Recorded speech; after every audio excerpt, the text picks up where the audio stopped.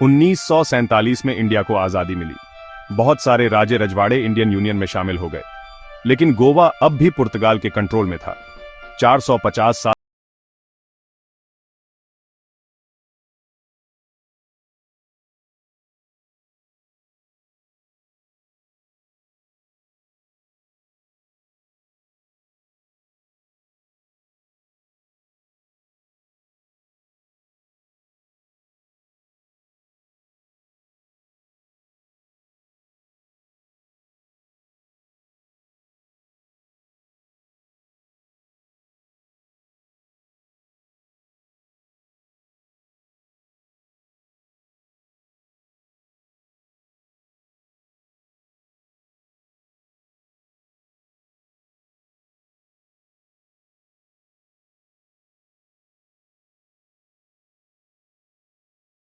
पुर्तगाल के जिद से लोग परेशान थे। पूरे देश में गोवा की आजादी की मांग तेज होने लगी। गोवा का मसला देश के लिए एक गर्व और एकता की बात बन गया।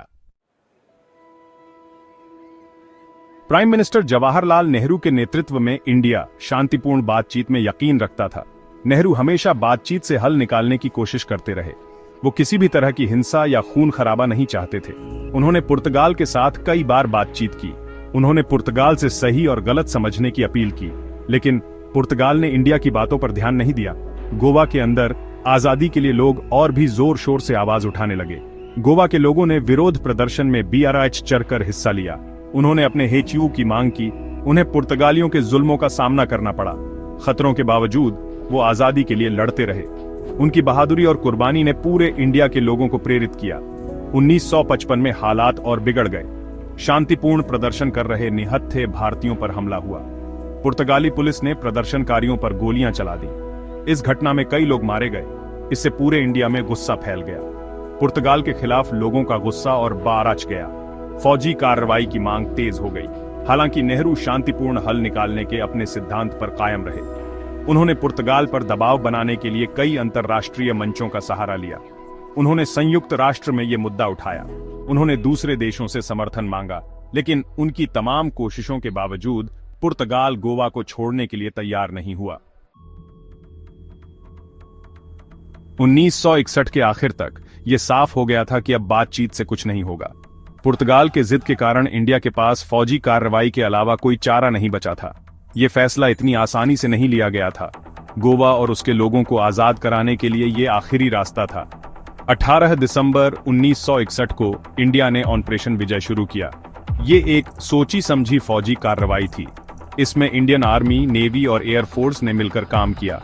इस ऑपरेशन का मकसद गोवा को जल्दी से जल्दी आजाद कराना था।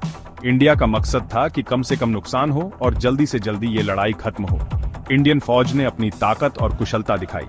उन्होंने पुर्तगाल के बचाव को जल्दी ही नाकाम कर दिया। वो गोवा में आगे बढ़ते गए और जरूरी जगहों पर कब्जा कर लिया।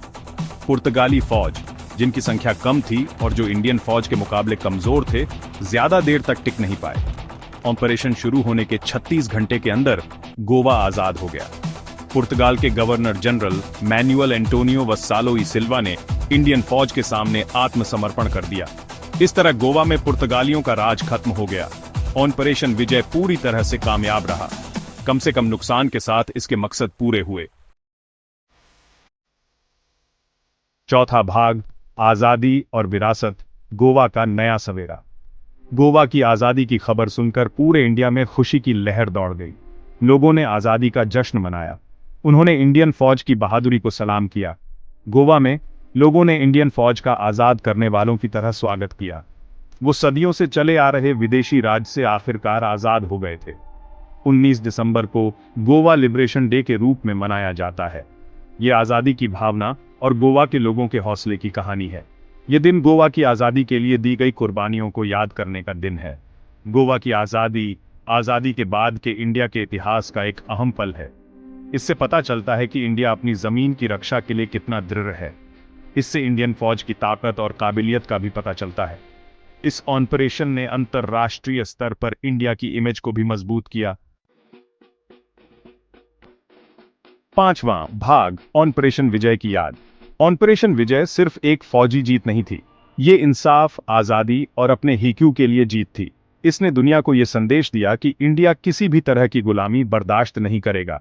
इस ऑपरेशन ने बातचीत और समझौते के जरिए हल निकालने की अहमियत को भी दिखाया। ऑपरेशन विजय की कहानी आज भी कई पीढ़ियों को प्रेरित करती है। ये हमें याद दिलाती है कि इंडिया की आज़ादी की रक्षा के लिए कितनी कुर्बानियां दी गईं। ये ऑपरेशन राष्ट्रीय एकता और देशभक्ति की भावना की भी अहमियत बताता है। ये भारतीयों के हौसले और जज्बे की कहानी है। आज गोवा इंडिया का एक खुशहाल राज्य है। ये एक मशहूर टूरिस्ट डेस्टिनेशन है जो अपने खूबसूरत बीच, समृद्ध संस्कृति और रंगीन नाइट लाइफ के लिए जाना जाता है। ये राज्य पूरी तरह से इंडिया का हिस्सा बन गया है। ये इंडिया की अनेकता में एकता का प्रतीक है। गोवा की आज़ादी की कहानी साहस, दृढ़ता और आज़ादी के लिए लगातार कोशिश करने की कहानी है।